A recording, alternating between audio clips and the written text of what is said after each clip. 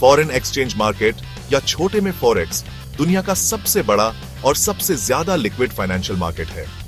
यह हफ्ते में 5 दिन 24 घंटे चलता है। लंदन, न्यूयॉर्क और टोक्यो जैसे बड़े फाइनेंशियल सेंटर्स में ट्रेडिंग इलेक्ट्रॉनिकली होती है, दुनिया भर के लोगों, बैंक्स और इंस्टीट्यूशंस के बीच। सीधे शब्दों में फॉरेक्स ट्रेडिंग में एक करेंसी को खरीदना और दूसरी को बेचना शामिल है।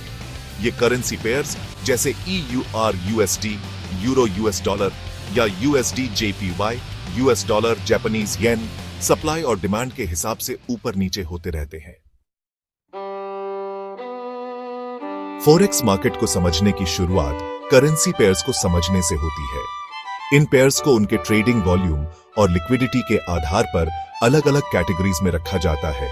मेजर पेयर्स, सबसे ज्यादा ट्रेड होने वाले पेयर्स जो बड़ी इकोनॉमीज को रिप्रेजेंट करते हैं, जैसे EUR USD, USD JPY, GBP USD, British pound US dollar and USD CHF, US dollar, Swiss franc. ये पेयर्स सबसे ज्यादा लिक्विडिटी और टाइटेस्ट स्प्रेड्स देते हैं, जो उन्हें बिगिनर्स के लिए सूटेबल बनाते हैं। माइनर पेयर्स, मेजर से कम ट्रेड किए जाने वाले। इन पेयर्स में एक मेजर करेंसी और एक माइनर करेंसी होती है, जैसे EUR GBP या GBP JPY। ये ज्यादा वॉलेटिलिटी और वाइडर स्प्रेड्स देते हैं, जिससे ज्यादा प्रॉफिट हो सकता है, लेकिन रिस्क्स भी बढ़ जाते हैं। एक्सोटिक पेयर्स, एक मेजर करेंसी को किसी डेवलपिंग इकोनॉमी की करेंसी के साथ पेयर करना, जैसे USD MXN, US dollar, Mexican peso या EUR try, euro, Turkish lira. ये पेयर्स सबसे ज्यादा वॉलेटिल और कम लिक्विड होते हैं, जो हायर रिस्क तो पेश करते हैं, लेकिन एक्सपीरियंस्ड ट्रेडर्स के लिए अपॉर्चुनिटीज भी।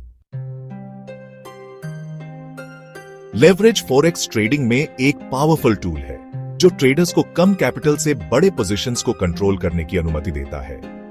यह असल में ब्रोकर से एक लोन होता है, जो पोटेंशियल प्रॉफिट्स को बढ़ाता है, लेकिन लॉसेस को भी। उदाहरण के लिए 1 to 100 लेवरेज का मतलब है कि आपके अकाउंट में हर $1 के लिए आप $100 वर्थ ऑफ करेंसी कंट्रोल कर सकते हैं। हालांकि लेवरेज अट्रैक्टिव हो सकता है, लेकिन इसके रिस्क्स को समझना बहुत जरूरी है। लेवरेज से बढ़ने पर मार्केट के छोटे मूवमेंट्स भी सिग्निफिकेंट गेन्स या लॉसेस का कारण बन सकते हैं। प्रॉपर रिस्क मैनेजमेंट स्ट्रैटेजीज, जैसे स्टॉप लॉस ऑर्डर सेट करना, लेवरेज यूज करते समय आपके कैपिटल को प्रोटेक्ट करने के लिए जरूरी है। ट्रेडर्स, खासकर बिगिनर्स, को सावधानी बरतनी चाहिए और हाई लेवरेज ट्रेडिंग में शामिल होने से पहले लेवरेज के इंप्लीकेशंस को अच्छी तरह समझ लेना चाहिए। कम लेवरेज से शुरुआत करना और धीरे धीरे इसे बढ़ाना बेहतर होता है, जैसे जैसे आपका एक्सपीरियंस और रिस्क टॉलरेंस बढ़ता है। सेक्शन 4, फॉरेक्स ब्रोकर चुनना। एक फॉरेक्स ब्रोकर एक इंटरमीडियरी का काम करता है, ट्रेडर्स को मार्केट से कनेक्ट करता है और ट्रेड्स की एग्जीक्यूशन को फैसिलिटेट करता है।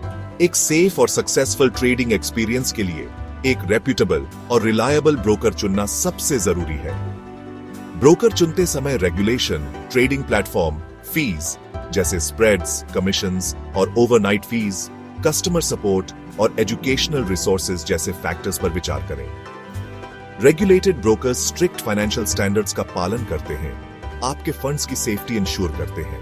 एडवांस चार्टिंग टूल्स और ऑर्डर टाइप्स वाला एक user friendly trading platform markets को एनालाइज करने और इफेक्टिवली ट्रेड्स प्लेस करने के लिए एसेंशियल है। कई ब्रोकर्स डेमो अकाउंट्स ऑफर करते हैं, जो बिगिनर्स के लिए बहुत वैल्यूएबल होते हैं। डेमो अकाउंट्स एक रिस्क फ्री एनवायरनमेंट देते हैं वर्चुअल मनी से ट्रेडिंग प्रैक्टिस करने के लिए। ये आपको प्लेटफॉर्म से फेमिलियर होने, ट्रेडिंग स्ट्रैटेजीज टेस्ट करने और रियल कैपिटल लगाने से पहले कॉन्फिडेंस गेन करने की अनुमति देता है। Section 5, long and short positions, forex trading का दिल। फॉरेक्स ट्रेडिंग में लॉन्ग या शॉर्ट पोजीशन लेना शामिल है, जिससे आप राइजिंग और फॉलिंग मार्केट्स दोनों से प्रॉफिट कमा सकते हैं। लॉन्ग पोजीशन का मतलब है एक करेंसी पेयर को इस एक्सपेक्टेशन के साथ खरीदना कि उसकी वैल्यू बढ़ेगी। जब आप इसे हायर प्राइस पर वापस बेचते हैं तो आपको प्रॉफिट होता है। उदाहरण के लिए EUR USD पर लॉन्ग जाने का मतलब है कि आपको लगता है कि यूरो US डॉलर के मुकाबले मजबूत होगा। दूसरी तरफ शॉर्ट पोजीशन का मतलब है एक करेंसी पेयर को इस एक्सपेक्टेशन के साथ बेचना कि उसकी वैल्यू कम होगी। जब आप इसे लोअर प्राइस पर वापस खरीदते हैं तो आपको प्रॉफिट होता है। उदाहरण के लिए USD JPY पर शॉर्ट जाने का मतलब है कि आपको लगता है कि US डॉलर जापानीज येन के मुकाबले कमजोर होगा। इन पोजीशंस को समझना फॉरेक्स ट्रेडिंग के लिए फंडामेंटल है। ये आपको दोनों डायरेक्शंस में मार्केट मूवमेंट्स से कैपिटलाइज करने की अनुमति देता है, अलग अलग मार्केट कंडीशंस में अपॉर्चुनिटीज क्रिएट करता है। सेक्शन 6, टेक्निकल और fundamental analysis. Traders informed trading decisions लेने के लिए एनालिसिस के दो मेन मेथड्स पर रिलाई करते हैं। टेक्निकल एनालिसिस में हिस्टोरिकल प्राइस चार्ट्स को स्टडी करना और टेक्निकल इंडिकेटर्स का यूज करके पैटर्न्स और ट्रेंड्स को आइडेंटिफाई करना शामिल है, जो फ्यूचर प्राइस मूवमेंट्स सजेस्ट करते हैं। ट्रेडर्स अपने ट्रेडिंग डिसीजंस को गाइड करने के लिए support and resistance levels, candlestick patterns और मूविंग एवरेजेस को देखते हैं। दूसरी तरफ फंडामेंटल एनालिसिस उन इकोनॉमिक, पॉलिटिकल और सोशल फैक्टर्स पर फोकस करता है जो करेंसी वैल्यूज को इन्फ्लुएंस कर सकते हैं।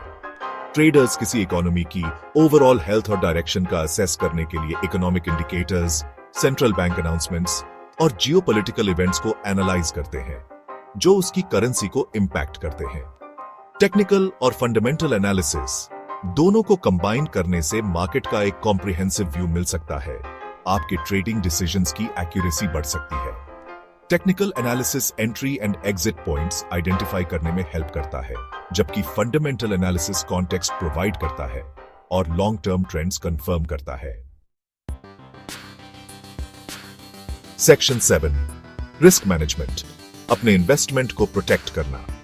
रिस्क मैनेजमेंट सभी लेवल्स के फॉरेक्स ट्रेडर्स के लिए क्रूशियल है, जिसका उद्देश्य कैपिटल को प्रिजर्व करना और लॉन्ग टर्म सक्सेस इंश्योर करना है। स्टॉप लॉस ऑर्डर्स और पोजीशन साइजिंग की स्ट्रेटजीज हैं, जो लॉसेस को लिमिट और कैपिटल को प्रोटेक्ट करते हैं।